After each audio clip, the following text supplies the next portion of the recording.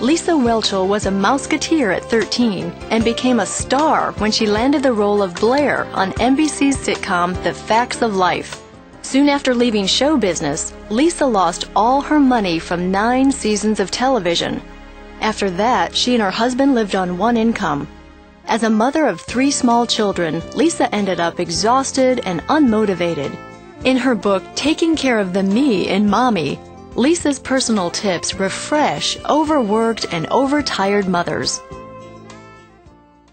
Please welcome to the 700 Club, Lisa Whelchel. Lisa, good to see you. Thank you. Can I tell you, I feel like I know you. Okay, good. But I can't believe it's been almost 20 years since The Facts of Life. I know it. You feel old, girl. Absolutely, and especially when you bring it up like that. Thank you. I know, I'm just kidding. When you look back at that time, though, what were some of your favorite memories? You know, I think toward the last, we were just enjoying ourselves, having a great time. We were in the groove, really great friends. And if that wasn't good enough, then years 6 and 7, they bring George Clooney on to the show. So, I mean, I'm thinking there were a lot of good times, especially those seasons. Well, you know, now that you're a mom of 3, and TV then is quite different than TV now, because when I look at the sitcom The Facts of Life, it seemed to be very innocent. Even when they dealt with certain topics, it was still very innocent. The sitcoms now, borderline lewd. As a mom, how do you protect your children's mind and guard their heart from what they see in the media, whether it's television or the internet? Well, like most things in life, you can find the good and you can find the bad. You take the good, you take the bad. No. But I think that you're right. The shows on television now, I would not let my children watch. I don't watch them because I shouldn't watch them either, especially if I'm telling my kids that they shouldn't.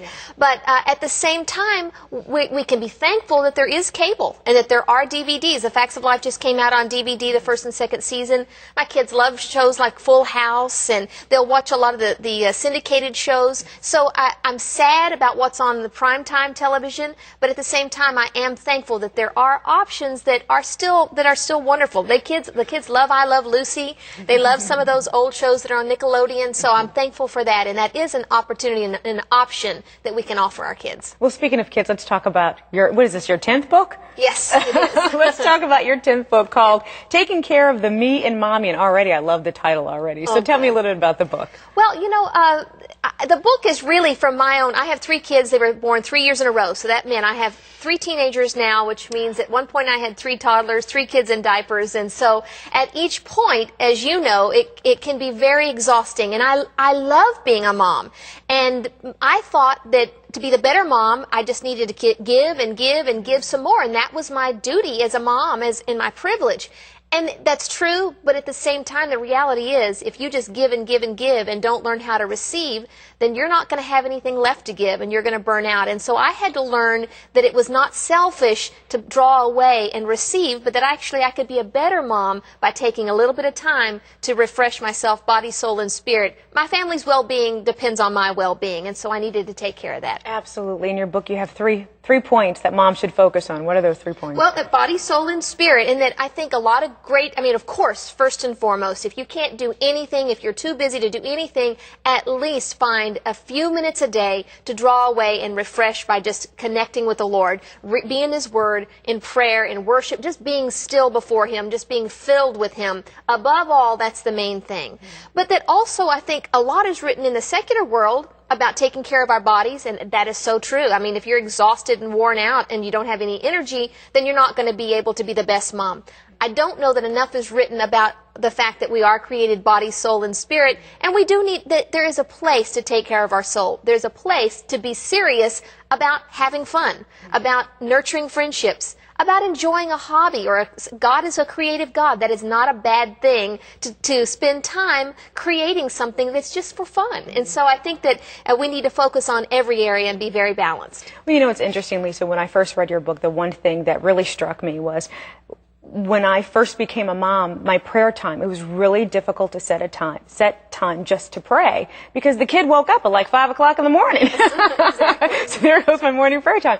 But one of the things that you suggest is while you're, cleaning the house or going from room to room, pray. And if you're in a bedroom, pray over that child, or pray over that room, in the laundry room, pray over the clothes. I love that, because we think that oftentimes we just have to be in that prayer closet, which is good, but we can pray at other times as well. And we can be thankful for every season we're in, because when drawing away is great, But the Bible also says to pray without ceasing. And the only way to really get your prayer time in when you have little kids is to find just times throughout the day to pray. And you learn how to pray without ceasing. Absolutely. It's not a bad thing. I'm a girl. And so when someone says that you primp too much, I so know what that means. But what do you mean in your book by scripture primping? Well, another thing, especially with busy young moms, it's hard to find time to get in the scriptures. And so if you can understand during a season of your life and then find ways to be in the scriptures in the middle of what you're already going to have to do. One of the suggestions, and the book is very practical. I'd say 80% of the book is just practical tips. Okay, you've told me I need to do this, now show me how. And 80% of that is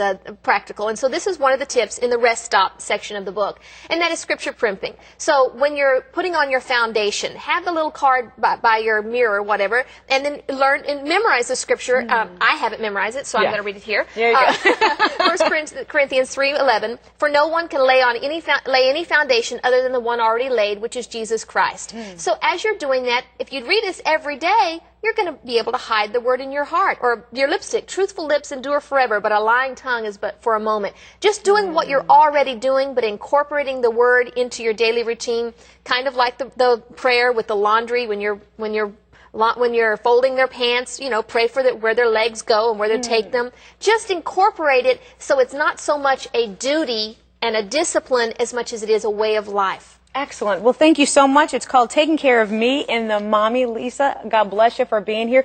If you'd like to get more information or some even tips on taking care of the me and mommy, or get a copy of Lisa's book, it's available at the CBN bookstore. All you have to do is just log on to cbn.com.